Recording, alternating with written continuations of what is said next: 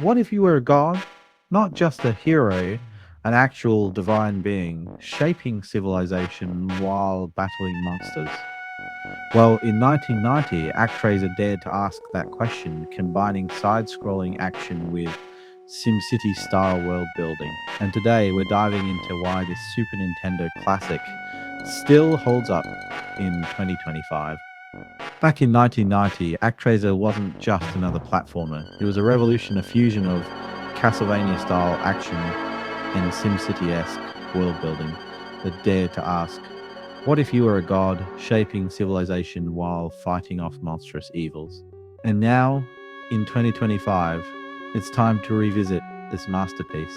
When ActRaiser launched, critics praised its bold genre fusion. IGN later described it as a now classic action game that balanced strategy and side-scrolling combat. Nintendo Life highlighted its unique premise, calling it a game where players take control of the master, a dethroned deity whose once idyllic world has fallen under the control of the evil one. The gameplay is split into two distinct modes, action stages and simulation mode. In the action sequences, players control a warrior statue, animated by the master, battling through side-scrolling levels filled with enemies and platforming challenges. The combat is simple yet satisfying, with sword slashes and magical attacks that can clear the screen. But here's the real genius. The game isn't just about vanquishing foes.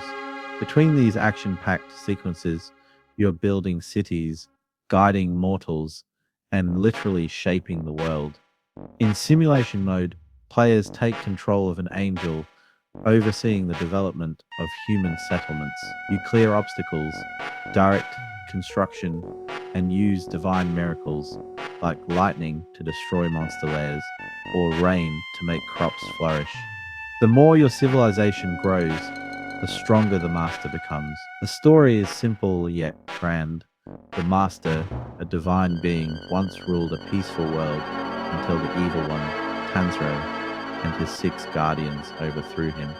After centuries of slumber, the master awakens to reclaim his domain, guiding humanity back to prosperity while battling the forces of darkness. Each region is plagued by one of Tanzro's minions, and only by defeating them can the land be freed. The game's world building is subtle but effective.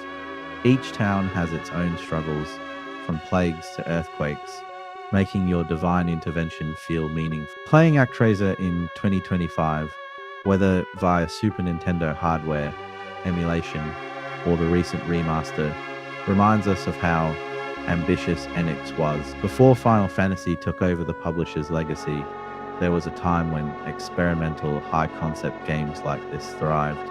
And honestly, ActRaiser still feels divine. So, have you played ActRaiser?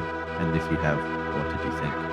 Please like if you enjoyed this review, and if you want to keep following this journey playing through retro games, please subscribe.